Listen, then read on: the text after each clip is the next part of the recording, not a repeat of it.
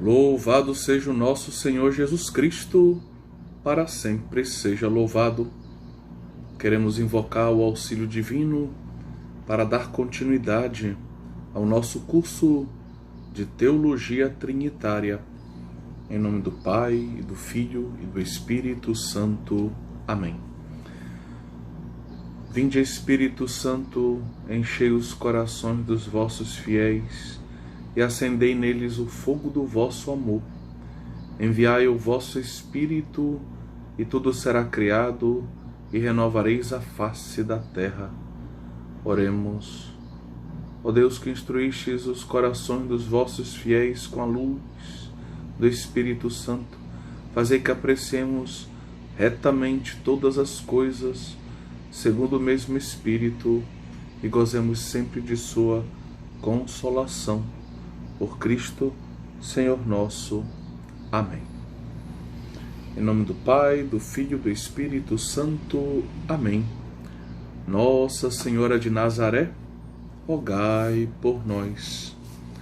Então, caríssimos alunos e alunas do curso de Teologia Trinitária, depois de termos nos deliciado estudando a teologia de Santo Tomás de Aquino, nós precisamos agora percorrer um caminho que vai do século XIII até o Concílio Vaticano II.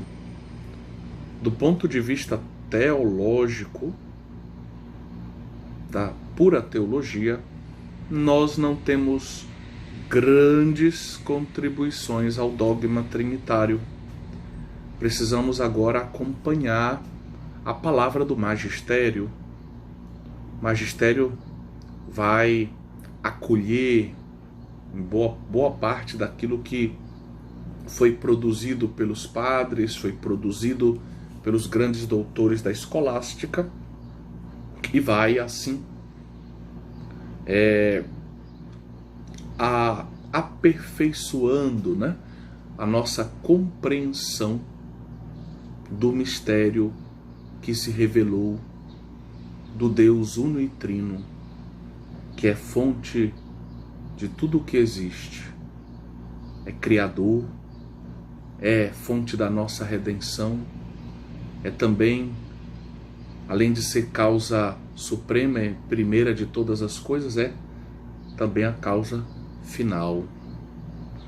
Nós queremos agora, nessa nossa aula, apresentar de certa forma a história do magistério, que o magistério foi ensinando em matéria de teologia trinitária do século XIII até o Concílio Vaticano II. Pois bem, no século XIII, vale a pena lembrar, fizemos uma breve menção a isso no final da nossa aula, na qual tratamos do pensamento de Ricardo de São Vítor. Vale a pena lembrar que no início do século XIII, nós temos o Quarto Concílio de Latrão, em 1215. Esse concílio apresenta, então, a toda a Igreja uma constituição dogmática chamada De Fide Católica contra os albigenses e os cátaros, esses hereges que assolaram, né, uma boa parte da Europa no início do século XIII.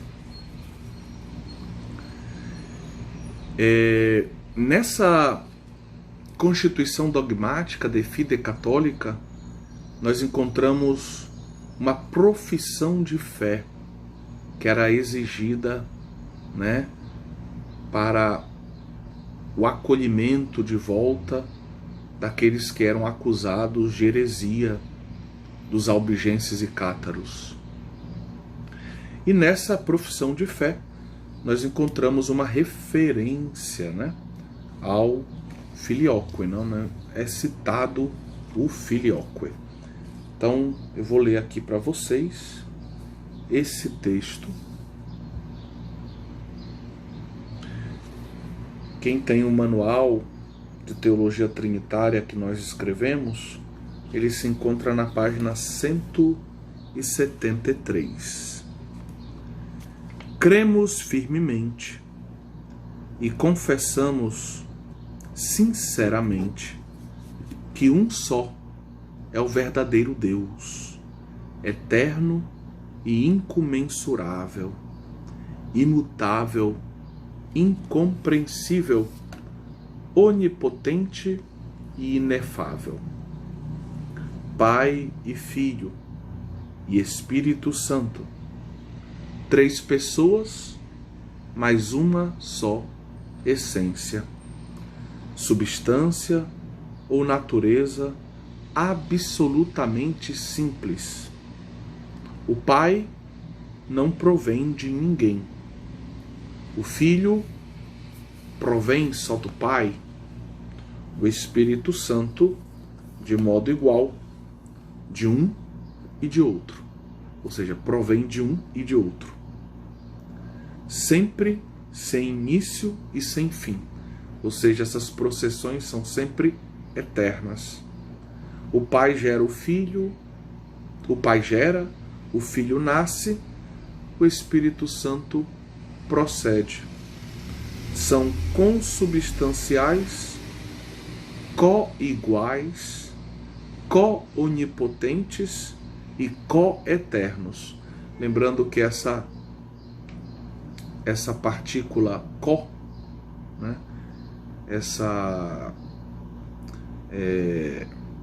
Esse termo, essa expressão co na frente de uma palavra significa que tem essa mesma propriedade, né? Ou seja, quando se diz consubstanciais, que tem a mesma substância, co-iguais, que são ambos iguais, co-onipotentes, que ambos são juntos onipotentes, e assim por diante. Então é uma expressão, é um texto onde a gente encontra justamente essa ideia clara de que o Espírito Santo procede, né, do Pai e do Filho, de um e de outro. O contexto deixa isso muito claro, né? Então, se você quiser depois procurar esse texto no Denzinger, ele se encontra no número 800. 60 anos mais tarde, né, a Igreja celebrou o segundo concílio de Lyon, na atual França, e creio que nós nos lembremos da data, porque temos citado bastante esse concílio. É o ano de 1274, tragicamente o ano em que morreu, justamente indo para o próprio concílio, Santo Tomás de Aquino. Então, segundo o concílio de Lyon, ele tinha como objetivo principal buscar superar aquela divisão no cristianismo, a separação ou cisma oriental. As igrejas ortodoxas orientais tinham se separado da comunhão católica. E na busca dessa reunificação entre a Igreja Católica e as igrejas orientais, ortodoxas orientais, para que se superasse o cisma, é claro que houve um debate, e esse debate é evidente que ele precisava enfrentar a questão do filioque. Então, foi um dos temas principais do concílio, a questão do filioque. Na nossa aula sobre o filioque, nós falamos bastante sobre esse assunto. E tratamos também da contribuição do concílio de Lyon, o segundo concílio de Lyon, a este tema. Aqui vamos retomar brevemente a questão. Então, o concílio de Lyon ensinou, né, ensinou de modo solene, como todo concílio, né, que é contrário à fé católica negar que o Espírito Santo proceda eternamente do Pai e do Filho, não como dois princípios, mas como um só, não por duas expirações, mas por uma só. Então, essa afirmação, ela foi acolhida, vamos dizer, de um modo pouco simpático pelos monges ortodoxos quando o concílio terminou. Porque o modo com o qual ela foi feita soa muito antipático aos orientais. Parece dizer, no fundo, que quem critica o filioque não é católico. Então, se o concílio ele ensina, né, que é contrário à fé católica negar que o Espírito Santo proceda do Pai e do Filho.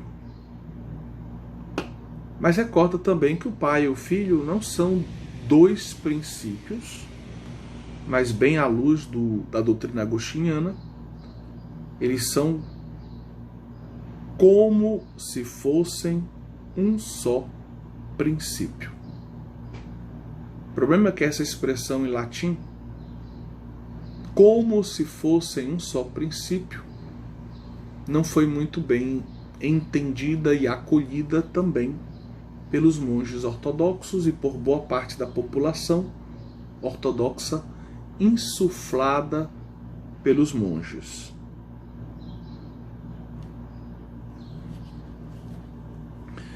O concílio recorda que o Pai e o Filho são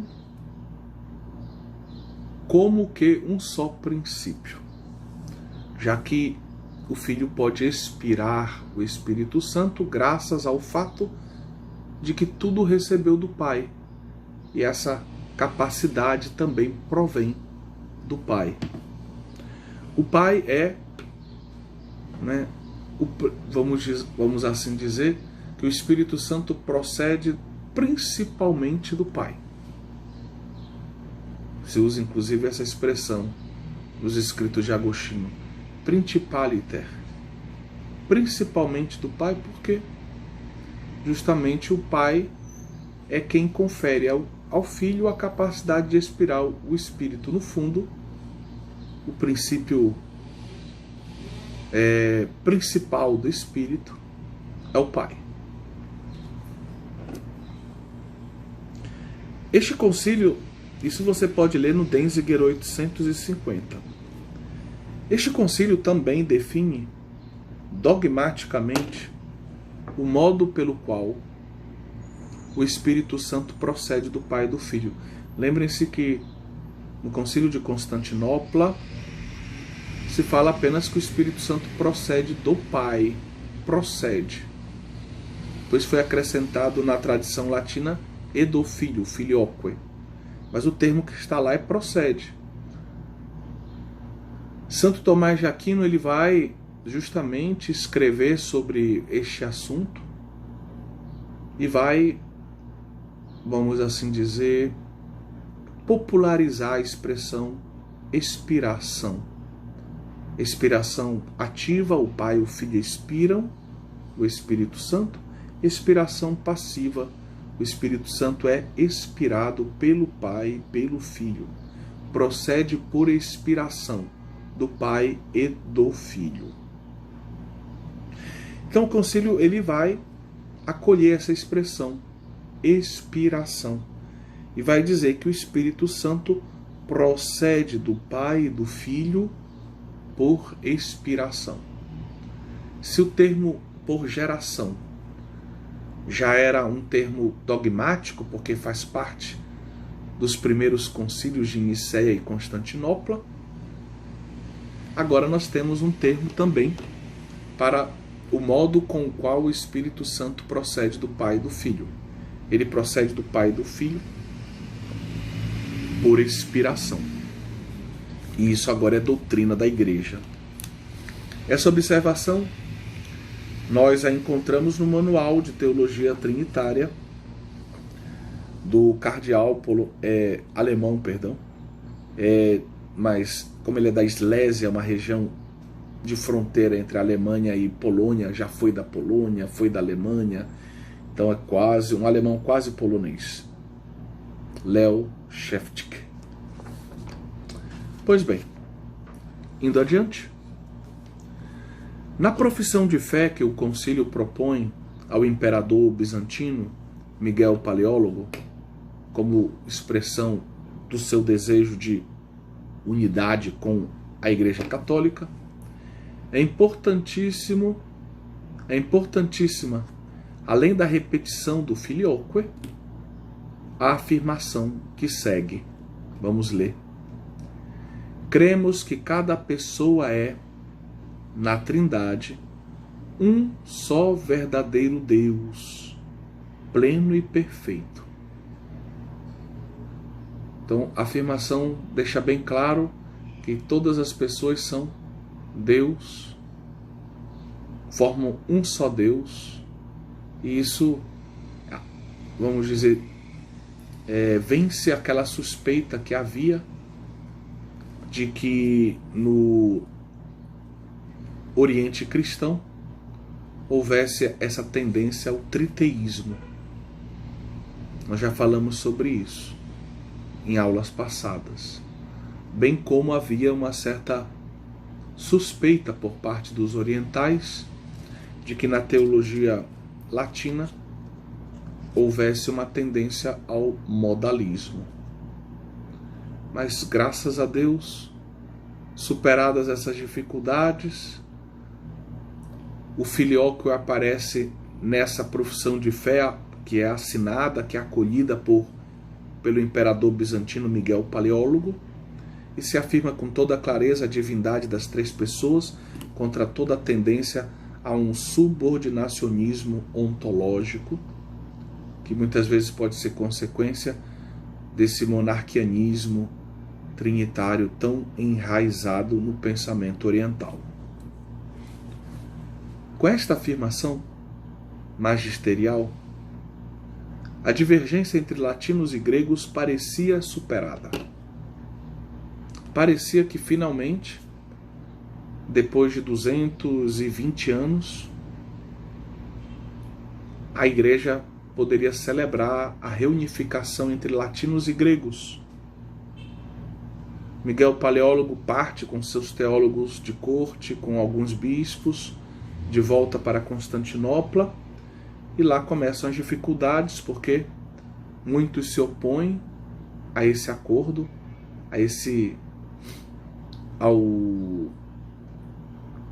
aos textos emanados pelo concílio, até porque a participação de teólogos e de bispos orientais foi reduzida.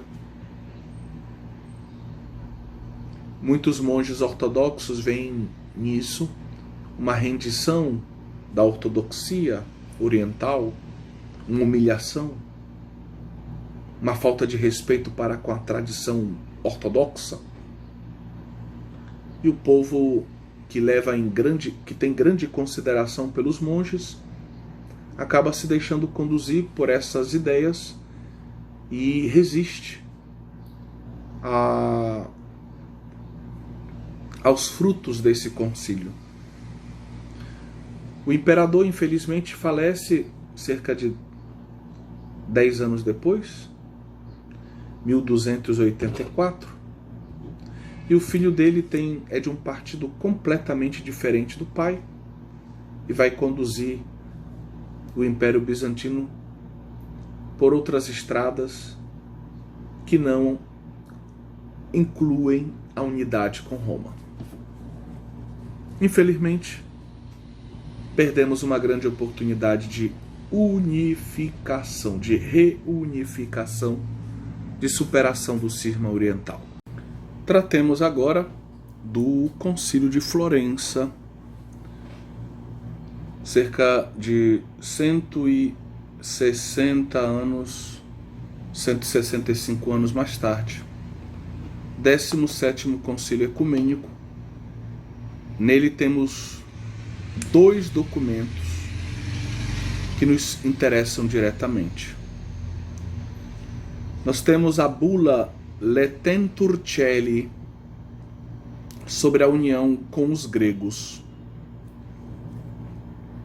Ela foi promulgada em 1439. Mas nós temos também o Decretum per Jacobitis, o decreto em vista da unidade com os coptas, que faz parte da bula Cantate Domino, que foi promulgada em 1442. O primeiro decreto, vamos tratar dele, se declara a verdade de fé para todos os cristãos. O Espírito Santo, o texto diz assim, tradução em português, é do Pai e do Filho. Fica um pouco estranha essa formulação, assim a gente encontra no Denzinger em língua portuguesa. Eu traduziria da seguinte forma, porque ali no texto latino tem uma partícula importante, né? Ex, que dá a ideia de que vem de, né? Vem de. Então, eu traduziria da seguinte forma esse início do texto. O Espírito Santo é a partir do Pai e do Filho. Continua o texto. Ensina-se que a sua essência e o seu ser subsistente, ao mesmo tempo, eles são a partir do Pai e do Filho. Também inclui-se a partir, porque também ali aparece a partícula ex. E se afirma ainda que o Espírito Santo procede eternamente de um e de outro. Aqui fica mais claro, né? Proceder de um e de outro. Como de um só princípio e por uma só expiração. E aqui a referência é o Concílio de Leão, justamente o último concílio que tratou dessa questão. Então nós temos esse ensinamento muito claro sobre o Espírito Santo, na linha do filioque. O Espírito Santo é a partir do Pai e do Filho. O Espírito Santo tem a sua essência, a sua subsistência a partir, né, do Pai e do Filho. Né? Ele tem essa essência, a sua subsistência junto com o Pai e o Filho, mas a partir do Pai e do Filho. E procede eternamente de um e do outro, né? De um e de outro, como se fosse um só princípio, por uma só expiração. Para agradar os teólogos gregos, o concílio vai, logo adiante, no decreto, ele vai ensinar a ortodoxia da fórmula: o Espírito Santo procede do Pai por meio do Filho. Como nós vimos, essa era uma fórmula que era comum, usada na teologia oriental grega, né? Teologia grega. Então vejam como a psicologia desse concílio é diferente, né? Já recordando o fracasso do anterior, se valoriza agora mais a posição grega. Então se apresenta a fórmula grega dizendo que ela é ortodoxa também, ela é correta também. Isso é muito bom dentro do contexto do objetivo do concílio, que é, de novo, como aquele de Lyon, o objetivo, de novo, desse concílio, desses decretos, né, que nós estamos lendo, é buscar a reunificação. Já agora, quase 4 séculos depois, entre latinos e orientais e ortodoxos. Os padres conciliares afirmam ainda que essa formulação oriental, o Espírito procede do Pai por meio do Filho, não somente é ortodoxa, mas também ela não contrasta com a formulação latina do Filioque. Não tem uma oposição entre as duas. Ao contrário, os padres conciliares dizem, esta formulação oriental, o Espírito procede do Pai por meio do Filho, ajuda a entender a fórmula do Filioque. Ela colabora com a compreensão da fórmula latina do Filioque. Isso você pode ler lá no Denzinger 1301.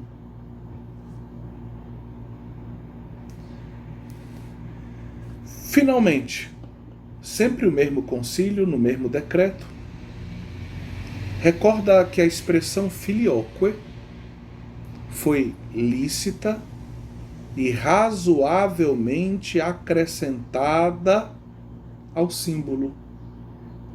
Fala da liceidade e da conveniência desse acréscimo, dessa expressão Filioque ao símbolo, para tornar mais clara a verdade e também tendo em vista uma necessidade teológico-pastoral da época, uma necessidade que era urgente daquele momento. A gente recorda a nossa aula sobre o Filioque, que era a questão do arianismo, do semi-arianismo, das lutas ali da Península Ibérica. Então era preciso afirmar que o Filho estava no mesmo patamar ontológico do Pai, e o Filioque nasce com esse objetivo primeiro, né? De combater o arianismo. Quanto ao outro decreto do Concílio de Florença, aquele que objetivava a reunificação com os coptas, que são uma igreja pré-calcedoniana. A separação entre católicos e coptas vem lá de Calcedônia. Imaginem aí, 451, nós estamos agora, esse decreto é 1442, quase 1000 anos depois. Então, esse decreto, o Decretum Pro Jacobitis, ele faz parte, como nós já dissemos, da bula Cantate Domino, e ele ensina que, vamos ler, você pode encontrar esse texto que vamos ler no Denzinger 1330, mas quem tiver o nosso manual vai encontrá-lo nas páginas 187 e 188. A Sacrossanta Igreja Romana, fundada pela palavra do nosso Senhor e Salvador, Jesus Cristo, crê firmemente, professa e prega um só verdadeiro Deus, onipotente, imutável e eterno, Pai, Filho e Espírito Santo, uno na essência, trino nas pessoas. Bela formulação, não? Pai não gerado, Filho gerado pelo Pai, Espírito Santo procedente do Pai e do Filho. Crê que o Pai não é o Filho ou o Espírito Santo, que o Filho não é o Pai ou o Espírito Santo, que o Espírito Santo não é o Pai ou o Filho, ou seja, não há confusão entre as pessoas, mas que só o Pai é Pai, só o Filho é Filho, só o Espírito Santo é Espírito Santo. Só o Pai gerou o Filho da sua substância. Só o Filho foi gerado pelo Pai e dele só. Só o Espírito Santo procede ao mesmo tempo do Pai e do Filho? Esse é ao mesmo tempo para dizer que é como se fosse um princípio só, eterno. Estas três pessoas são um só Deus, não são três deuses. Então, se afasta do triteísmo, porque uma só é a substância das três, uma a essência, uma a natureza, uma a divindade, uma a imensidade, uma a eternidade, e tudo isso uma unidade, sempre que a oposição de relação não impede. Ou seja, a única diferença é justamente o quê? A relação. A relação, né, de origem. Fantástica esse ditado. Realmente é um texto, do ponto de vista teológico, primoroso. A mesma bula afirma também que o Espírito Santo procede do Pai e do Filho, mas que o Pai e o Filho não são dois princípios do Espírito Santo, mas um só princípio. Isso você pode ler no Denzinger 1331. Chegamos ao Concílio de Trento. Antes de falar do Concílio de Trento, basta, talvez pudéssemos falar um pouquinho do êxito ou do não êxito do Concílio de Florença. Infelizmente, de novo, as decisões do concílio, apesar de uma presença maior de bispos, de teólogos, uma discussão mais transparente, de uma valorização maior da tradição ortodoxa oriental, de novo acabou tendo que enfrentar resistência, especialmente dos monges e de uma parte do clero ortodoxo, que viu como uma espécie de traição esse concílio. Lembremos-nos também que em 1453 vai acontecer a queda da cidade de Constantinopla. Ela vai sucumbir diante das forças do Império Otomano, né? E isso é um momento importante da história, né? E nós estamos ali em 1442, muito próximos dessa data. Ou seja, o Império Otomano estava ali muito, já quase com as mãos sobre a cidade de Constantinopla. E de certa forma esse concílio também, ele se depositava nesse concílio uma esperança política também. Se a reunificação acontecesse, havia a esperança de que a Europa viria em socorro de Constantinopla para impedir a queda da cidade diante dos muçulmanos. Mas não foi isso que aconteceu, não houve a reunificação e, infelizmente, a grande cidade, né, de Constantinopla, Bizâncio, acabou caindo e até hoje é uma cidade muçulmana, capital, né? Hoje tem o nome de Istambul, capital da Turquia. Uma pena do ponto de vista histórico e religioso, mas essa é apenas a minha pobre opinião em matéria. Bom, indo adiante,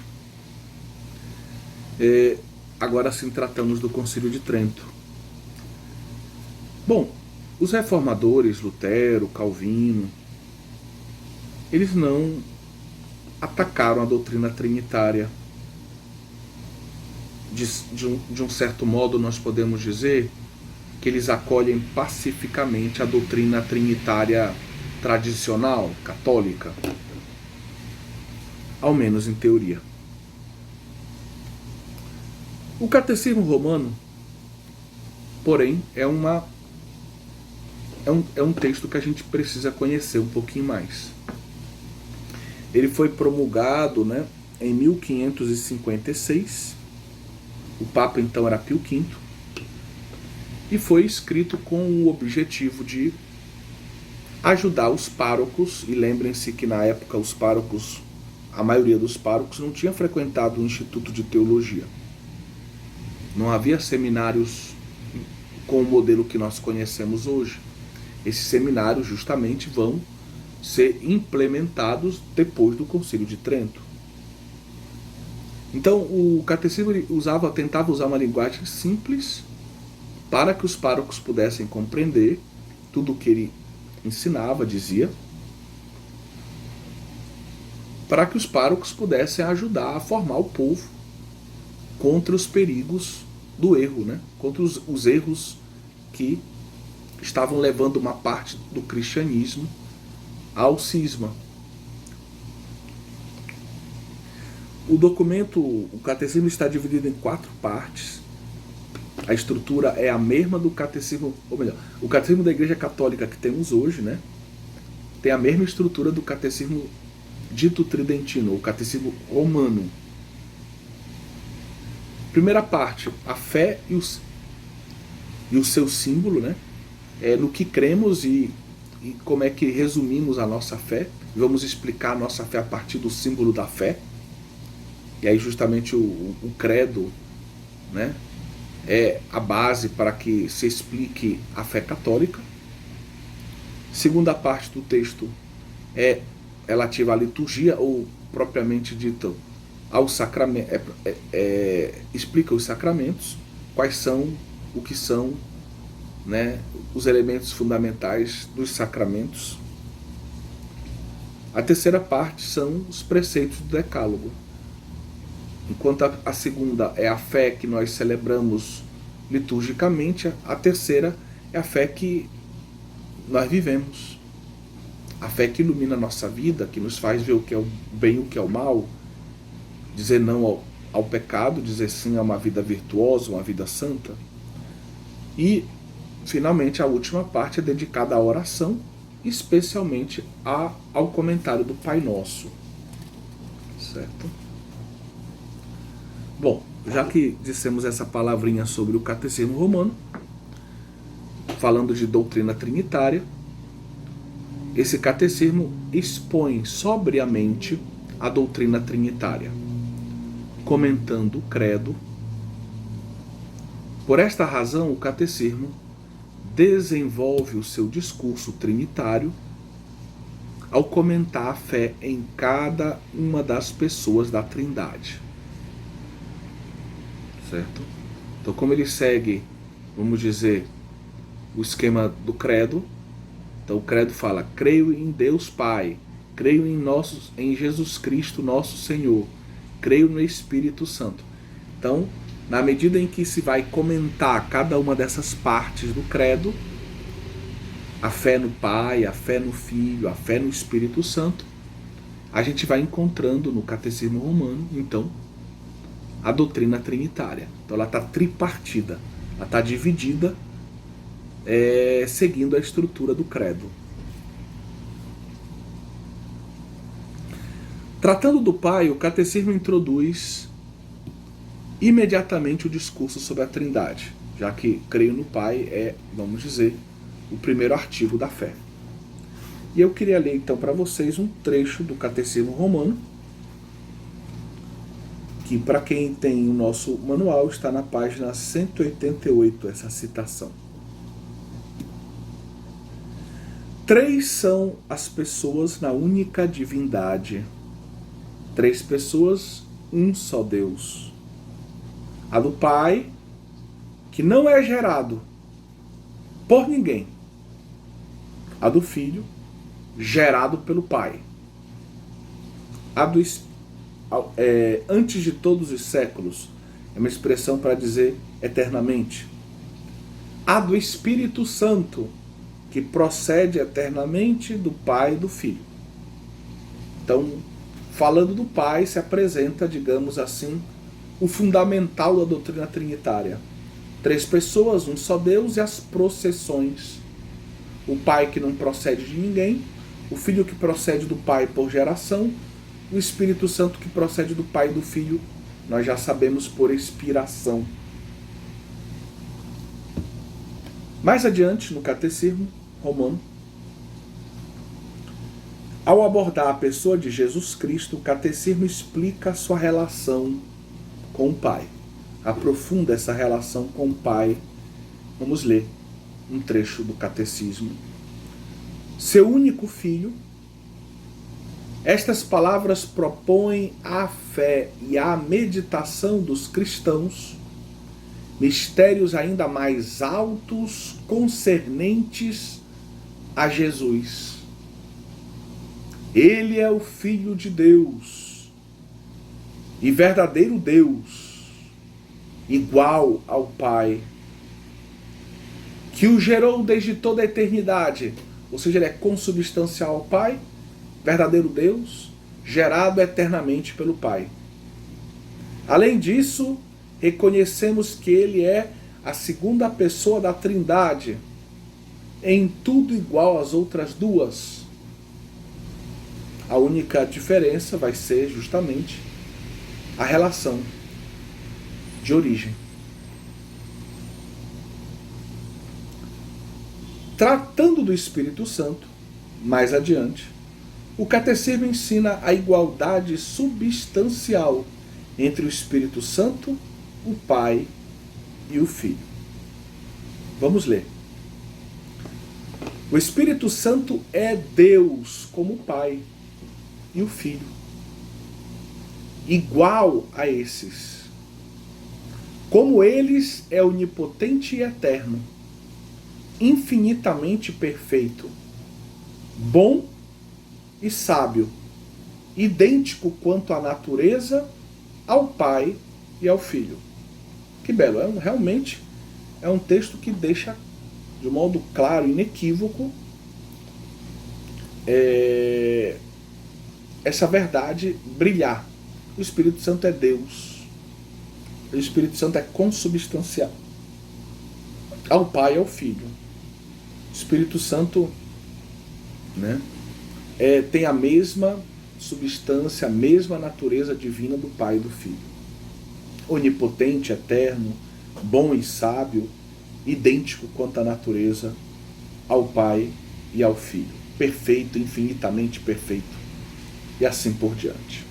É um texto muito bonito, né? Ainda o Catecismo Romano recorda que as obras à destra da Trindade são comuns às três pessoas. Mas que algumas delas, doutrina de Santo Tomás, são atribuídas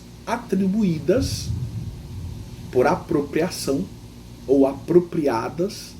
Lembremos-nos da nossa aula sobre Santo Tomás, a segunda parte da nossa aula, particularmente ao Espírito Santo, né? Assim como algumas são apropriadas à pessoa do Verbo encarnado. Então, vamos ler esse trecho do Catecismo? É necessário ensinar que existem alguns efeitos admiráveis e dons grandíssimos do Espírito Santo que nós dizemos provir e emanar dele, como de uma fonte inesgotável de bondade. Mesmo recordando que as obras externas da Trindade são comuns a todas as três pessoas, muitas delas são atribuídas em particular ao Espírito Santo para nos ajudar. Isso é o ensinamento claramente de Santo Tomás. Para nos ajudar a compreender que as obras transbordam para nós do amor infinito de Deus. Já que o Espírito, como vimos desde Santo Agostinho, ele recebe esse nome também do amor conveniente devido à relação de origem dele, a processão eterna dele do Pai e do Filho. Porque o Espírito Santo procede da divina vontade, quase acesa de amor, podemos ver que os efeitos que são atribuídos ao Espírito Santo como seus provêm do amor supremo de Deus por nós. Disto deriva o fato de que o Espírito Santo seja chamado dom, pois através da palavra dom indica-se que nos é dado pela bondade e de um modo gratuito. Indica-se o que nos é dado pela bondade e de um modo gratuito. Né? Então aqui se lembra que o Espírito Santo tem esse dom que nos dá, né? Por bondade, gratuitamente, o amor de Deus e os frutos, digamos, da redenção, que são frutos do amor de Deus por nós. Porque foi esse amor de Deus que levou Jesus Cristo à cruz, que fez com que Jesus nos redimisse. E os frutos da sua redenção, no fundo, são frutos desse amor divino por todos nós. Então, um texto realmente excepcional, mais uma vez. Então a gente vê essa doutrina da apropriação presente aqui no Catecismo Romano. Essa doutrina que a gente estudou lá, quando falou de Santo Tomás, já está presente no Catecismo Romano, como acabamos de ler. Depois do concílio florentino de Florença, podemos dizer que houve somente algumas decisões eclesiais de ordem secundária no que concerne à doutrina da Santíssima Trindade. Mas é importante vermos o que se falou sobre a Trindade nos séculos que vão ali de Florença, do Concílio de Florença até o século XX.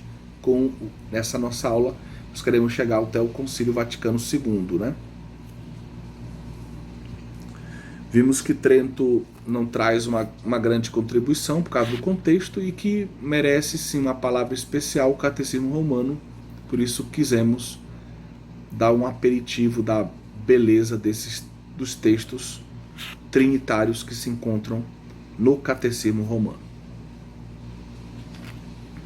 No século XVIII, 1794, o Papa é Pio VI, é promulgada a Constituição Auctorem Fidei, que vai condenar alguns erros do pseudo-sínodo, do falso sínodo de Pistoia. E ele vai condenar de modo especial duas teses que nos interessam aqui, teses heréticas, que são condenadas, e assim o magistério está reafirmando a importância desses temas. Primeira tese condenada: se afirmava que Deus era distinto em 3 pessoas. E aí o Papa Pio VI justamente vai corrigir essa ideia, dizendo: Deus não é distinto em 3 pessoas, mas existe em Deus 3 pessoas distintas. Que quando eu digo que existem em Deus 3 pessoas distintas, eu estou dizendo a doutrina trinitária. Mas quando eu digo que existem, né, que Deus é distinto em 3 pessoas, eu estou falando de uma distinção que parece ameaçar a unidade trinitária. Deus é distinto em 3 pessoas. Não. Em cada uma das pessoas tem a mesma substância divina. O que existe é que em Deus, nós temos 3 pessoas. 3 pessoas distintas em um só Deus, que tem a mesma substância divina. cuja única diferença entre elas é, como já insistimos nisso, a relação de origem. Segundo a tese condenada, se afirmava que o filho, esse termo filho, teria um valor menor do que o termo verbo. Verbo seria para a segunda pessoa da Trindade, o filho seria para o verbo encarnado. Ou seja, eu não poderia usar o termo filho para Deus, para a segunda pessoa da Trindade antes da encarnação. Essa é uma tese falsa. E o o Papa Pio VI vai corrigir isso. Vai dizer que não se pode afirmar que o título filho tenha um valor menor do que o título de verbo. Porque a segunda pessoa da Trindade, ela é eternamente filho, porque ela é gerada eternamente pelo Pai. Ela recebe todo o seu ser do Pai por geração. Então ela é filho eternamente. Ela não é. O verbo não se torna filho apenas quando ele se encarna. O verbo é o Filho eterno de Deus. E esse filho vai se encarnar. Vai ser o filho encarnado. Mas ele não passa a ser filho porque se encarnou. Ele sempre foi, sempre é e sempre será o Filho eterno de Deus. Certo? Você pode ler essas afirmações no Denzinger 2697, 2698. Sempre no século XVIII, cerca de 50 anos antes do Papa Pio VI, o Papa Bento XIV vetou o uso de símbolos trinitários que não correspondessem aos textos bíblicos. Cada um estava inventando seus sinais, símbolos trinitários, e o Papa coloca um freio nisso, dizendo que a gente precisaria respeitar a ordem da revelação. Representar a Trindade, sim, na liturgia, na arquitetura sagrada, na arte sacra, respeitando as manifestações da Trindade na história da salvação. Ou seja, colhendo da Sagrada Escritura os símbolos trinitários que lá se encontram, né? Por exemplo, ele diz: por que nós representamos o Espírito Santo como um homem, uma pessoa? Isso não está errado? Na Sagrada Escritura não se fala do Espírito Santo como um homem em nenhum lugar. Sempre ele é apresentado usando símbolos como a pomba, o fogo, as línguas de fogo, o vento impetuoso, a brisa leve, a nuvem, a água. Mas não se usa a imagem de um homem para falar do Espírito Santo. Então por que representá-lo como um homem na liturgia, na arte sacra? Boa pergunta. E aí talvez você possa pensar agora naquela famosa representação de Rublev, né? Inclusive ela faz parte da capa do nosso manual, né? E dizer, mas ali o Espírito Santo não está representado como se fosse um homem? Atenção, atenção. Vejam a diferença. Nesse ícone de André Rublev, nós temos uma diferença clara. Ele não está representando diretamente, entendam, a Trindade. Ele está representando, na verdade, a cena dos 3 homens que visitam Abraão lá no livro do Gênesis. E o contexto daquela cena, como nós vimos no início do nosso curso trinitário, falando do Antigo Testamento, pode nos levar a ver ali um vestígio da revelação trinitária. Então, na verdade, ele está representando aqueles 3 homens que visitaram Abraão, que podem ser vistos como 3 mensageiros de Deus, 3 anjos.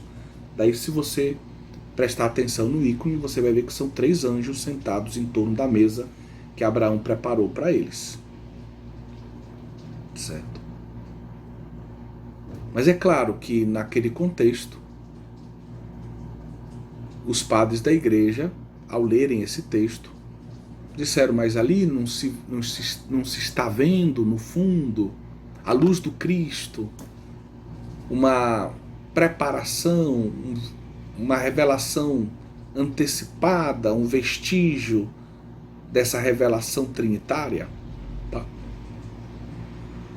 Eu, pessoalmente, penso dessa forma, como os padres da igreja. E André Rublev, então, ele representa essa visita desses 3 homens misteriosos, mensageiros de Deus, que no fundo, por serem mensageiros, são como embaixadores de Deus. E ao representar essa cena, ele transfigura esses mensageiros, vendo neles uma manifestação do Deus unitrino. Então, é uma representação da Trindade indireta. Naqueles 3 mensageiros, brilha como que transfigurada, como se fosse transfigurada, né, aquela cena dos 3 mensageiros, brilha ali o mistério da Trindade. Certo? Então, nesse caso, a gente pode aceitar essa imagem. Ela não entra na crítica do Papa Bento XIV. Quanto... qual era o problema? Bom, antes de a gente passar adiante, né? Qual era o problema de representar o Espírito Santo como um homem? Causar confusão, porque só uma pessoa da Trindade se fez homem, só o Filho se fez homem. Então o Espírito Santo ele não veio não veio em missão se encarnar. Então, para não causar confusão, é melhor não representá-lo como um homem.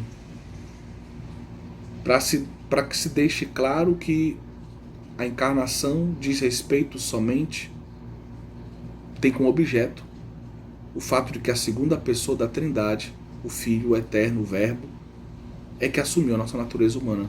Não foi o Espírito Santo que o fez. Claro que a ação trinitária, toda ação adexa da Trindade é trinitária, e claro que a encarnação também foi, como nós vimos no nosso curso de Cristologia, uma ação trinitária, mas com o objetivo de realizar, né, a encarnação da segunda pessoa da Trindade. Só ela se encarnou. Vamos falar um pouquinho agora do Concílio Vaticano I. Estamos agora já no século XIX. Concílio Vaticano I, na sua Constituição Dei Filius, tratou do tema do ateísmo. E nesta mesma Constituição, sem citar o nome do autor, os padres conciliares criticam a doutrina hegeliana. Doutrina hegeliana que apresentava a criação como se fosse uma necessidade. Então Deus precisava ter criado, porque para que Deus seja propriamente Deus, tem que ter aquilo que não é Deus. Para que se afirme quem Deus é, precisa ter o não Deus. Então, se Deus não tivesse criado, realizado a criação, não haveria quem o reconhecesse como Deus, não haveria o não Deus para que a sua identidade divina se afirmasse. Então, para Hegel, é aquela ideia da tese, da antítese e da síntese. Para Hegel é preciso que haja a antítese, o não Deus, a criação, para que realmente Deus possa exercitar a sua divindade e para que a sua identidade divina fique clara e reconhecida, se afirme. Bom, não vou comentar mais do que isso, é claro o erro, né? Mas vamos ler então esse trecho da Constituição Dei Filius, que você encontra também no Denzinger, número, deixa eu olhar aqui, página 190 do manual. 3025 do Denzinger. Quem tem o manual, na página 190. Se alguém não professar que o mundo e todas as coisas nele contidas, tanto as espirituais como as materiais, o mundo visível e invisível no fundo, foram por Deus produzidas do nada, produzidas ex nihilo, segundo toda a sua substância, ou disser que Deus criou não por vontade livre de toda a necessidade, mas com a mesma necessidade com que necessariamente se ama a si mesmo, ou negar que o mundo foi feito para a glória de Deus, seja anátema. Então aqui está incluído o fato de que, vejam, 3 ideias fundamentais, né? Todas as coisas foram, o mundo e todas as coisas nele contidas, espirituais e materiais, foram produzidas por Deus do nada. Deus criou todas as coisas por livre vontade, por bondade, por amor. E tudo foi criado para a glória de Deus, para que brilhasse em tudo, para que tudo participasse dessa glória de Deus em graus diversos, para que brilhasse a glória de Deus em graus diversos em tudo que foi criado, principalmente nas criaturas espirituais, racionais, os anjos e os homens. E aí, no meio desse discurso, como segundo elemento do discurso, Deus criou tudo por vontade livre e não por necessidade. Justamente se combate aqui o erro dessa filosofia hegeliana que se infiltra na doutrina católica já no século XIX e ainda mais no século XX, com o modernismo, por exemplo.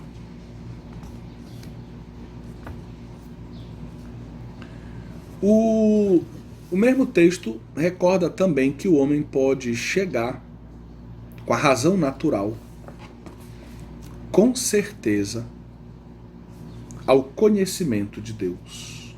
É a via filosófica do conhecimento de Deus, a via natural do conhecimento de Deus. Então, o Vaticano I afirma, através da sua Constituição Dei Filhos, que o homem pode chegar com certeza, ter certeza da existência de Deus usando apenas a razão natural. Apesar de reconhecer, o Concílio reconhece, que as circunstâncias concretas na qual o homem vive, a falta da transmissão de fé, muitas vezes uma crise intelectual, o homem que muitas vezes corre de um lado para o outro fazendo tantas coisas e não tem tempo para pensar na origem e no fim do universo, nas grandes questões existenciais. Então, apesar de reconhecer que nas circunstâncias concretas da vida humana, o homem pode não chegar a esse conhecimento.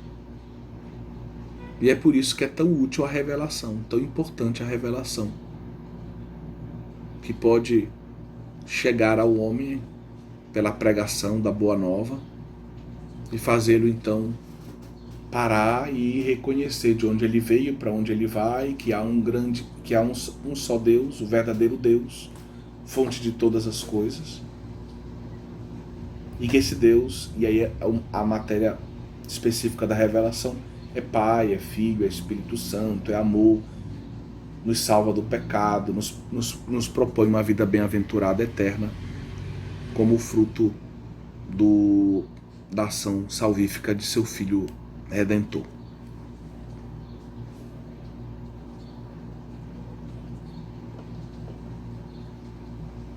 O magistério teve que combater alguns teólogos que, influenciados por Hegel, ensinavam, como nós já dissemos, uma certa necessidade da criação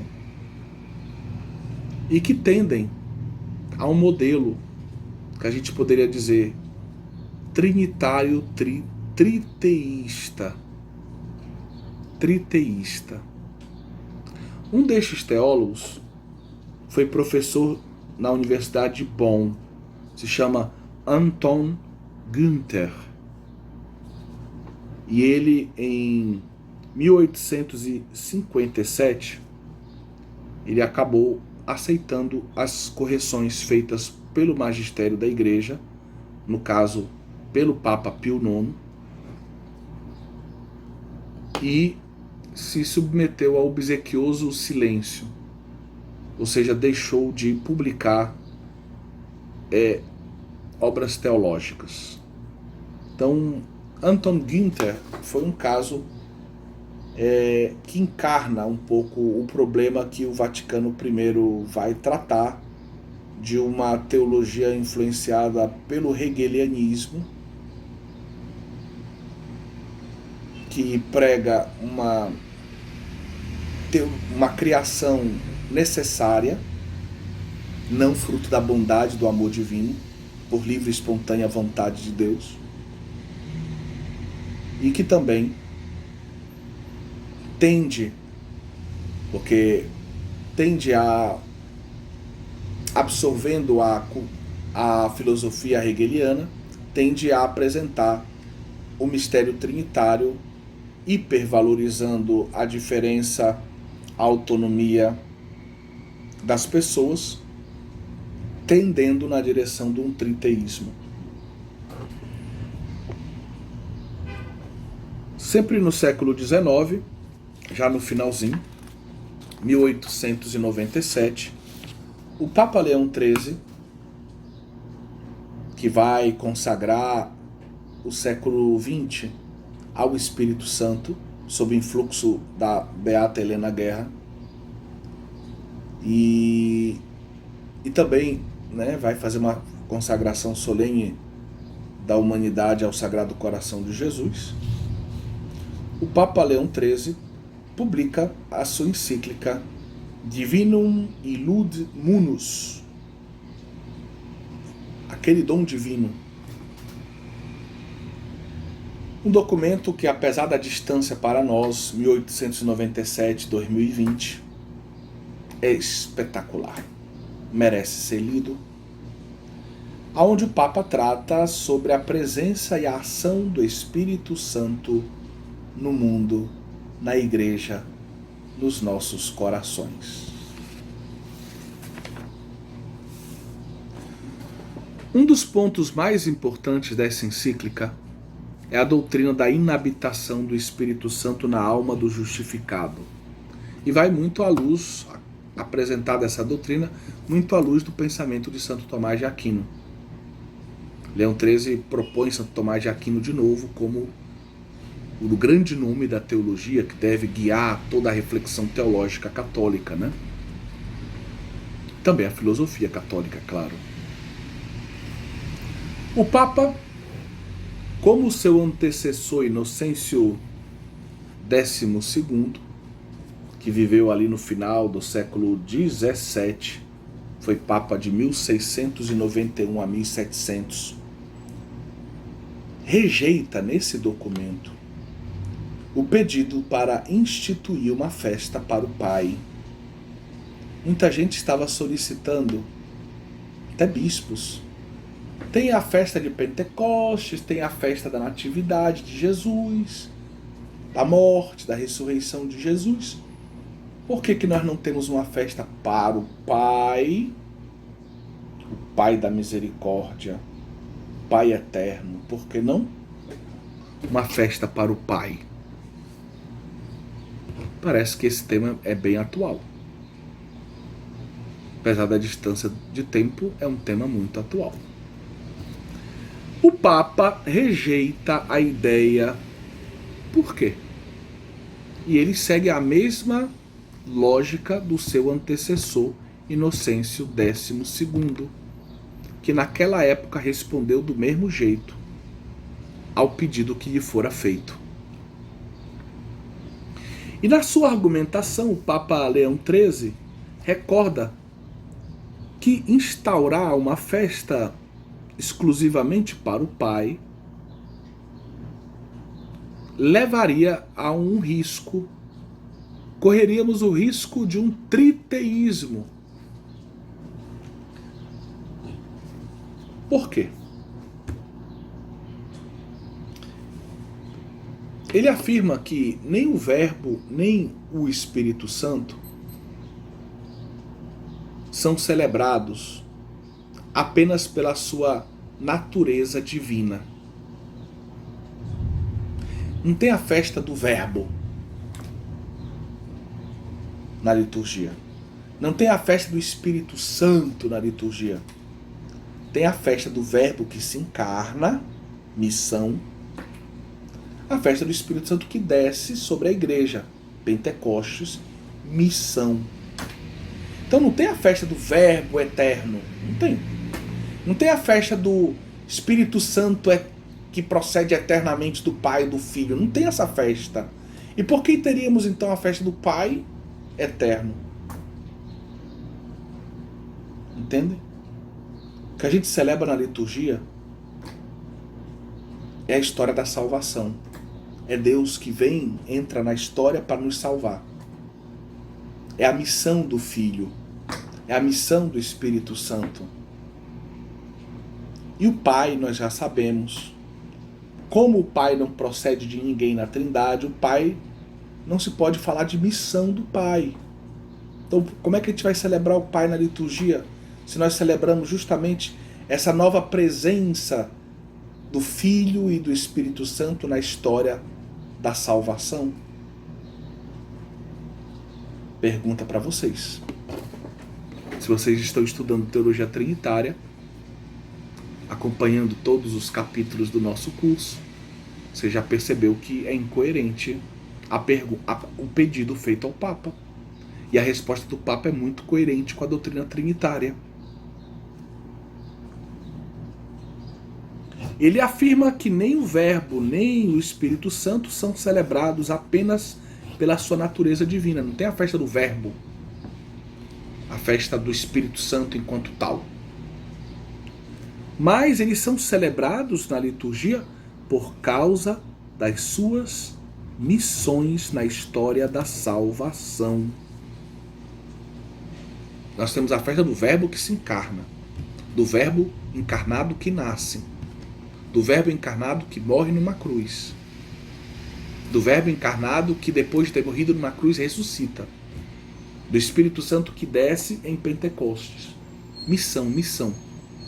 E não podemos falar de missão do Pai por razões já estudadas, tanto quando falamos de Agostinho quanto quando falamos de Santo Tomás de Aquino. Remeto ao que já estudamos nas últimas aulas. Então, o Pai não tem uma missão, pois não é enviado por nenhum outro. Assim como ele é ingênito, ele não procede de ninguém na Trindade imanente. Logo, não se pode festejá-lo separado das outras duas pessoas da Trindade. Celebrar só o Pai, como é que eu vou celebrar só o Pai? O Pai não está sempre unido ao Filho e ao Espírito Santo. Nós já temos na vida eclesial a festa da Trindade.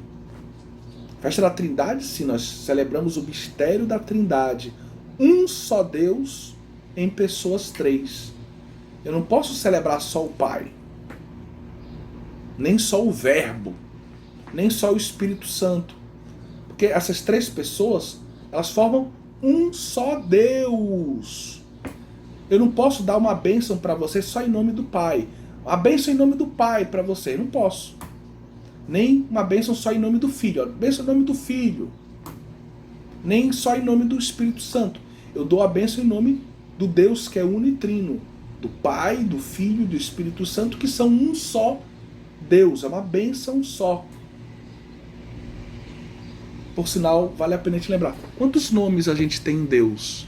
Literalmente. Na liturgia tem um canto que diz assim: em nome do Pai, em nome do Filho, em nome do Espírito Santo estamos aqui. Esse canto está errado. Certo? Porque ele aponta na direção, corre o risco de nos levar na direção de uma ideia triteísta. Nós temos um só Deus. A bênção é em nome singular, né, em nomes. em nome do Pai e do Filho e do Espírito Santo. Certo? Então a bênção é em nome do Deus Uno e Trino, que é Pai, Filho e Espírito Santo. Certo? Não podemos falar nomes no plural,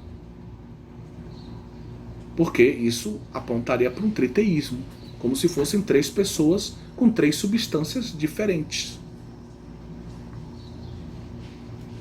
O Pai não tem uma missão, pois não é enviado por nenhum outro, logo não se pode festejá-lo separado das outras duas pessoas da Trindade. Vamos ler a nota 506, que nós encontramos no nosso manual.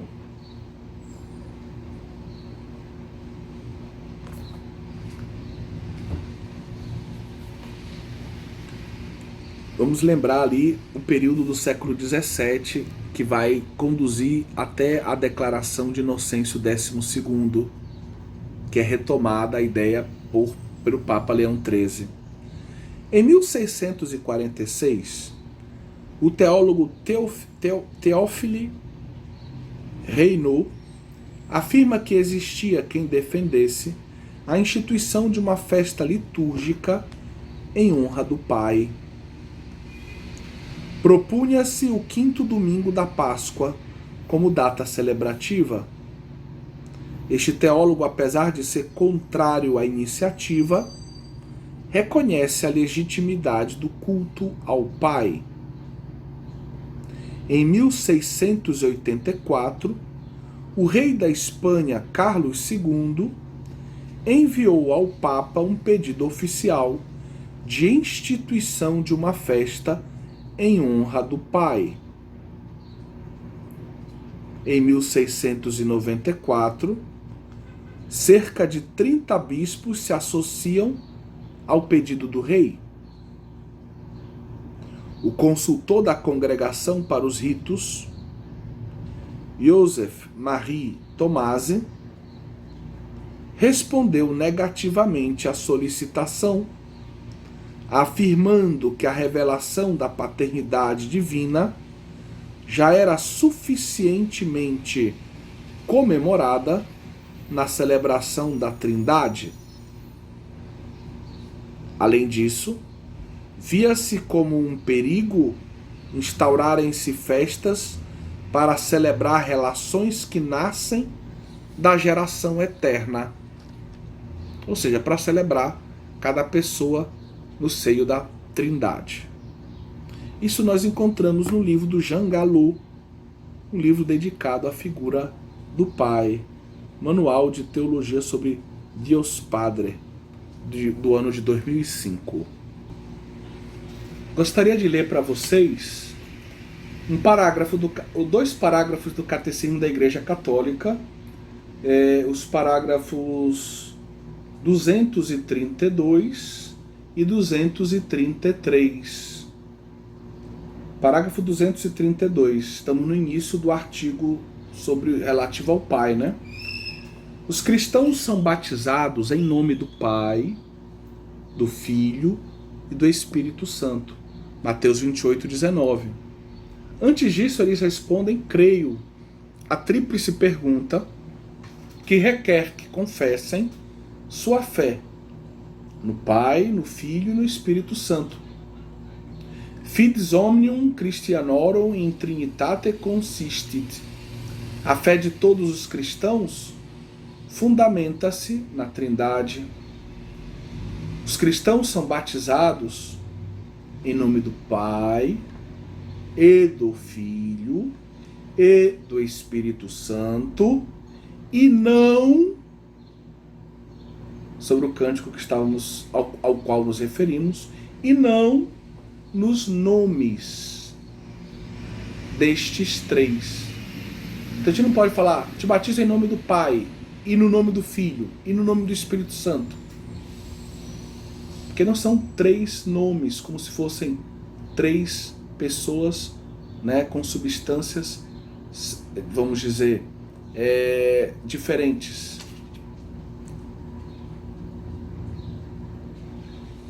Então eu não posso falar nos nomes destes três, pois só existe um Deus, o Pai Todo-Poderoso, seu Filho único e do Espírito Santo, e o Espírito Santo, que é a Santíssima Trindade. Certo? Então, meus queridos, apesar da gente simpatizar, né, com a melodia da música, de repente alguém poderia adaptá-la a uma, vamos dizer, para que ela expressasse de um modo mais correto, né, a nossa fé. Tá bom? Agora, eu falei do livro do Jean Galot, eu queria mostrar ele para vocês. É um dos raros livros, né, que a gente encontra sobre a figura do Pai, né? Tá aqui, Nuestro Padre, que es amor. Então é uma obra que merece muito respeito da coleção, né, de uma coleção de livros organizada pelos padres trinitários e publicada normalmente em Salamanca, né?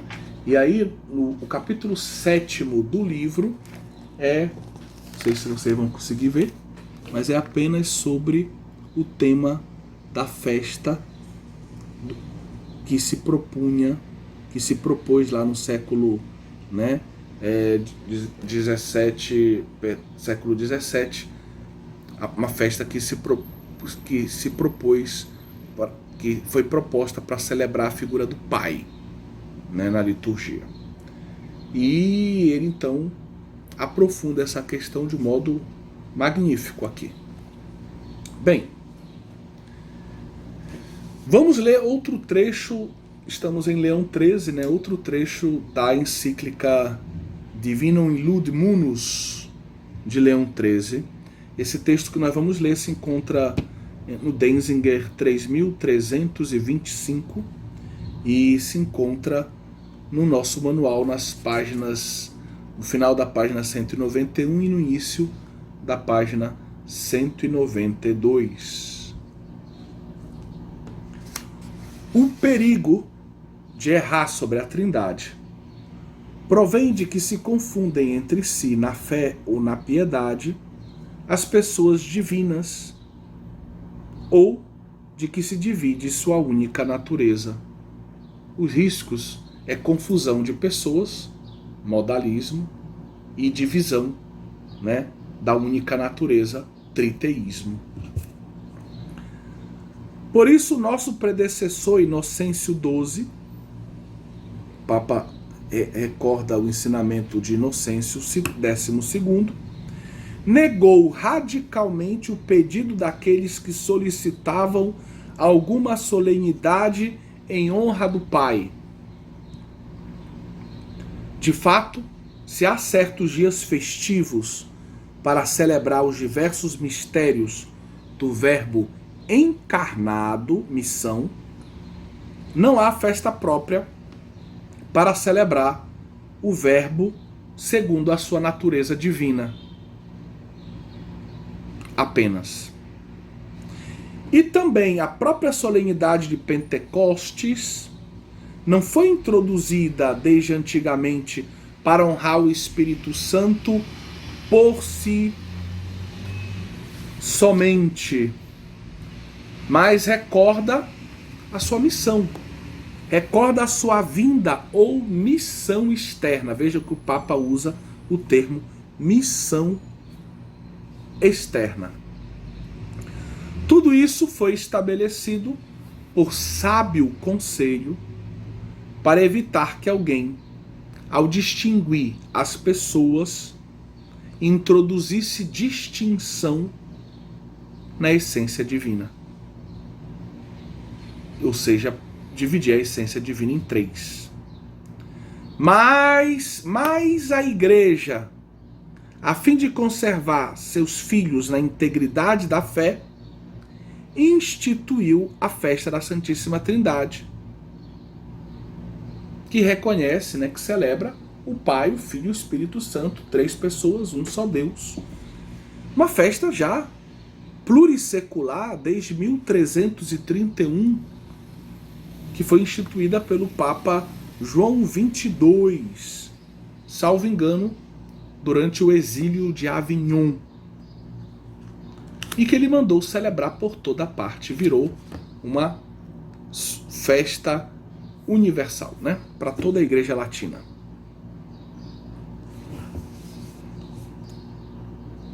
No início do século XX, já estamos avançando agora, chegamos a um outro Papa, Pio X.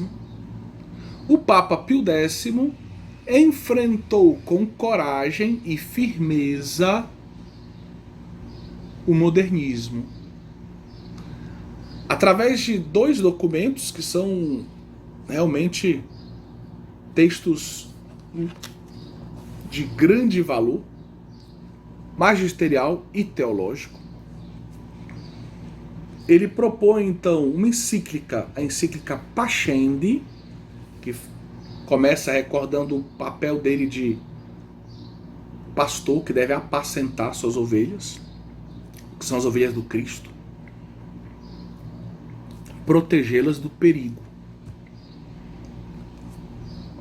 E através de um decreto do Santo Ofício, que fazia, vamos dizer, o papel, de certa forma, o que faz hoje a Congregação para a Doutrina da Fé.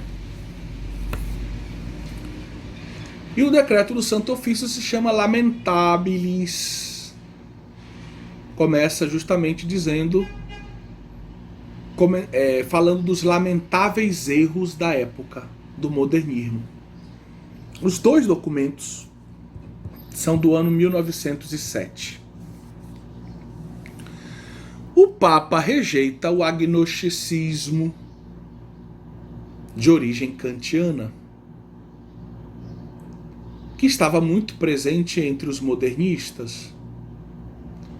Coloca em relevo, como no Vaticano I, a possibilidade de um conhecimento natural da existência de Deus, acrescentando expressamente no juramento antimodernista que o homem pode provar filosoficamente a existência de Deus. No agnosticismo existe essa ideia de que a gente não precisa se preocupar com o tema Deus, porque se Deus existe, ele é transcendente, ele está em outra esfera, eu não vou conseguir saber isso. Tem um hiato, tem um abismo entre essa existência transcendental de Deus e a minha pobre existência humana.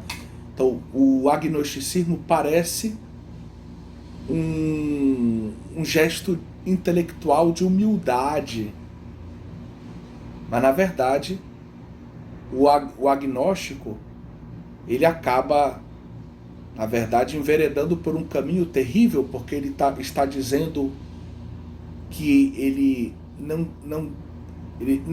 não quer tentar conhecer a Deus pela via da razão. Esse é um assunto que a gente deixa a nossa consciência tranquila, dizendo, não, Deus é transcendente, eu sou aqui, eu estou aqui nesse outro plano, se Deus existe ou não existe, eu não tenho como saber, não tenho como transcender e chegar a esse conhecimento de Deus aqui. E aí, ele deixa de lado as grandes questões da vida humana. Porque entenda, se Deus existe, a minha vida tem um sentido. Se Deus não existe, então a gente tem que encontrar um outro sentido para ela. A pergunta sobre a minha origem, o meu fim, são perguntas essenciais para eu pautar a minha vida. Ter preguiça, não lutar para conhecer tudo que eu posso conhecer pela razão natural, é um ato, pouco inteligente, pouco sábio, que não se coaduna com a riqueza da natureza humana. Pois bem, então o agnosticismo é criticado e estava muito presente entre os modernistas. Por isso o Papa recorda o ensinamento do Concílio Vaticano I e recorda que é possível o homem conhecer pela via da filosofia, pela via da razão natural, com certeza a existência de Deus. Ele acrescenta então juramento antimodernista, o fato de que o homem pode provar filosoficamente a existência de Deus. No século XX, encontramos um forte desenvolvimento da eclesiologia. No que concerne ao magistério, merece sempre destaque a encíclica de 1943, Mystici Corporis, do Papa Pio XII, que acolhe boa parte dessa produção riquíssima da eclesiologia que vai do final da Primeira Guerra Mundial ao início da Segunda Guerra Mundial, com grandes nomes como Sebastian Tromp, Mersch e outros. Nessa encíclica, o Sumo Pontífice ensina que o Espírito Santo é como a alma da igreja. Ele não diz que é a alma da igreja, mas esse ensinamento que já está presente em Santo Agostinho e em Santo Tomás de Aquino faz uma analogia. O que é a alma para o corpo do homem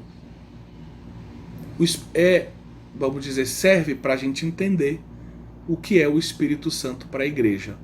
O Espírito Santo está presente na igreja, ele vivifica a igreja e unifica a igreja. Ele também fala, além de apresentar o Espírito Santo como se fosse a alma da igreja, ele fala também, de um modo muito bonito, da inabitação trinitária no coração do homem. Dessa inabitação do Deus unitrino no coração do homem. Ele condena o misticismo que tendia a atribuir atributos divinos às criaturas, né? Uma tendência quase panteísta.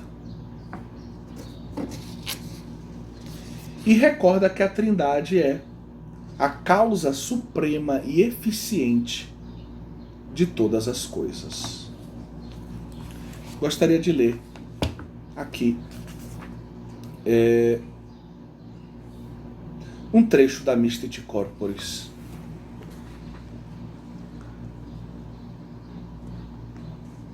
Você pode encontrar esse trecho que eu vou ler no Denzinger 3814.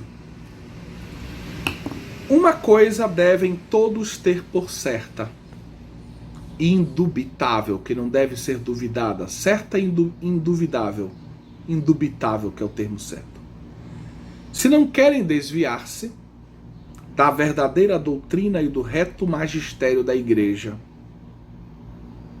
deve-se rejeitar qualquer compreensão desta mística união, pela qual os fiéis de algum modo tanto exorbitem da ordem criada e invadam a divina, que até lhes possa erroneamente ser atribuído algum atributo do numen eterno, do ser divino.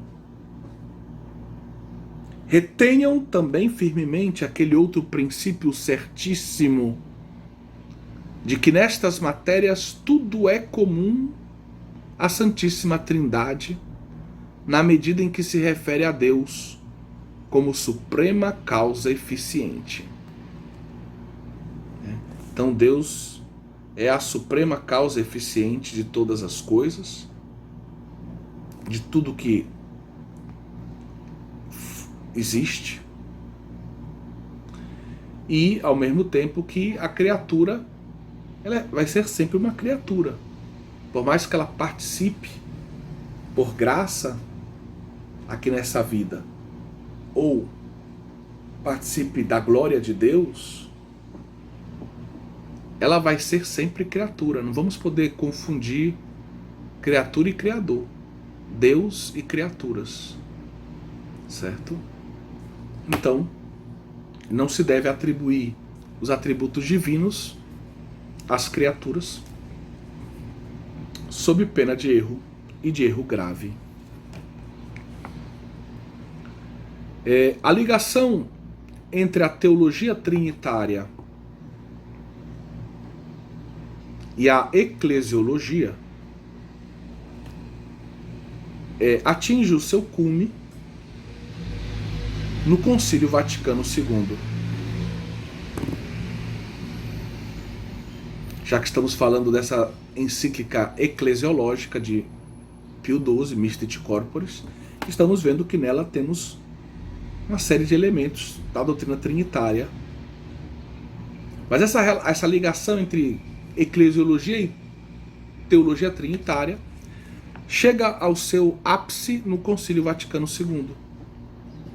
Concílio que muitos chamaram de Concílio da Igreja sobre a Igreja, né?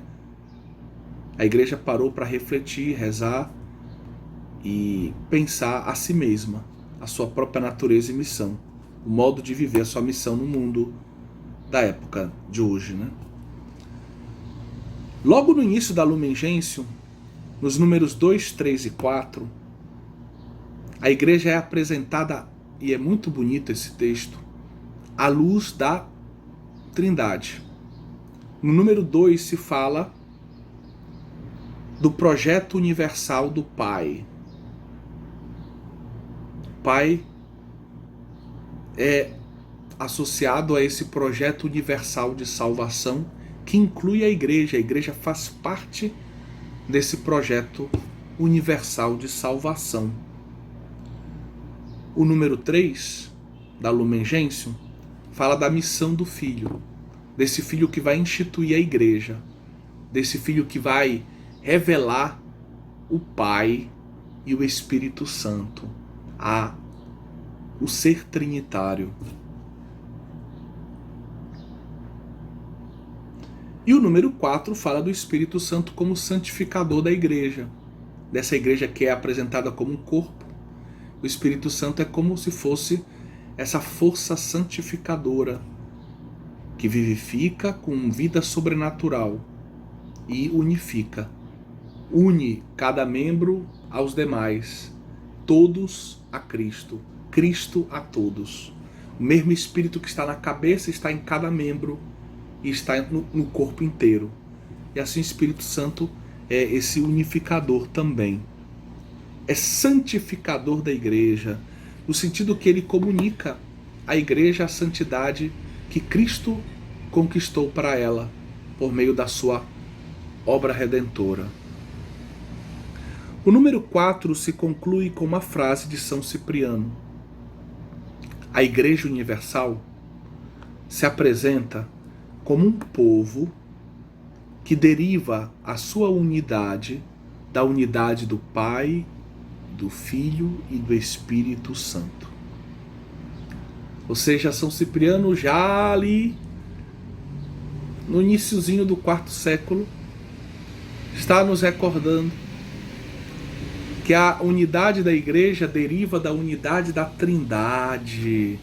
Esse tema vai ser muito bem tratado pelo Catecismo quando, na exposição, na primeira parte da Igreja, dos atributos da Igreja, das notas da Igreja, a Igreja é una, vai se falar lá que essa unidade vem da Trindade, né?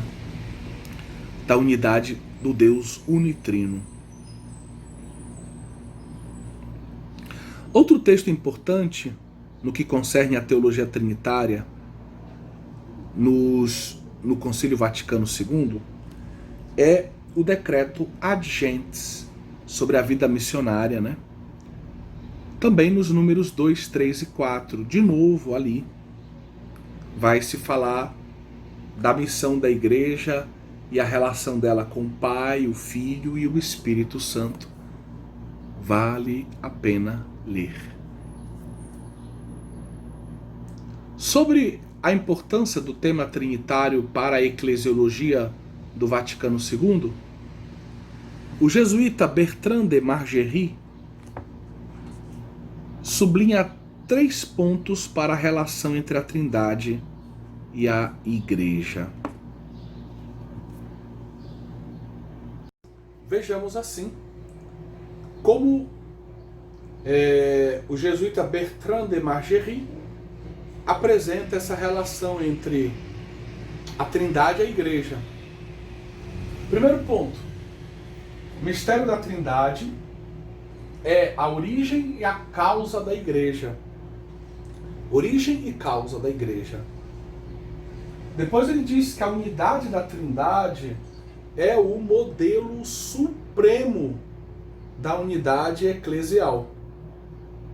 Finalmente, ele afirma que a visão da Trindade é o fim último para o qual se move, tende a igreja peregrina. E aí nós poderíamos resumir esses 3 pontos desse teólogo Margerie através de um esquema que eu vou propor agora para vocês. Vejam agora o esquema que nós preparamos para vocês.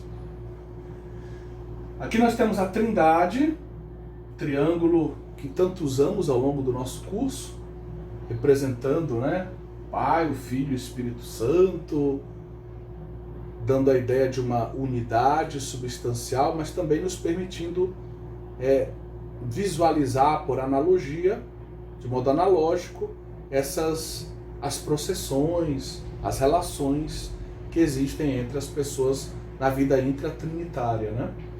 Então, o jesuíta Bertrand de Margerie, ele diz que a Trindade é origem e causa da Igreja. Né? A Igreja, ela vem desse amor trinitário, vem de um projeto salvífico trinitário. E a Igreja, ao mesmo tempo, ela caminha na direção da visão da Trindade. A Trindade, no fundo, essa visão, não só uma visão separada da bem-aventurança, uma visão bem-aventurada, uma visão eterna e bem-aventurada da Trindade, né? Que é o que nos espera, que nos permite participar da vida trinitária, da glória trinitária, né? Na sua última instância de corpo e alma, inclusive. Então, a igreja caminha, a igreja peregrina caminha, diz ele, para o fim último, que é essa visão beatífica da Trindade. Mas a Trindade é também o modelo supremo de vida para a igreja. A igreja deve estar olhando para a Trindade, aprendendo com a Trindade como viver. E ao falar desse modelo aqui, aí vem a ideia da unidade na diversidade, que é uma característica da vida eclesial, da vida católica, né? O catolicismo é marcado por essa unidade na diversidade. E essa unidade na diversidade encontra o seu modelo na Trindade. Então a Trindade é modelo de unidade, mas de uma unidade que abraça a possibilidade também das diferenças naquilo que não são diferenças não essenciais, naquilo que é acidental. Tem um famoso, vamos dizer, uma frase famosa que é atribuída a Santo Agostinho, né? Mas não tenho certeza se é de sua autoria, né? Até hoje eu não consegui confirmar se é de autoria de Santo Agostinho, mas é atribuída a ele por muitos, por aí. De toda forma, se não for dele, está no espírito de Agostinho essa frase, que diz assim: no essencial, a unidade. Ele está falando da igreja. No essencial, naquilo que é a fé essencial, o modo de viver, a liturgia, o essencial, unidade. Todo mundo junto. Todo mundo igual. No acidental, o quê? A liberdade. Em tudo, a caridade. Certo? No essencial, a unidade. No acidental, a liberdade. Em tudo, a caridade. E vejam então que o modelo para a nossa vida é o modelo supremo para a nossa vida eclesial, a Trindade. Modelo de unidade, mas de uma unidade trina. De uma unidade que acolhe, que abraça a diferença das pessoas. Né?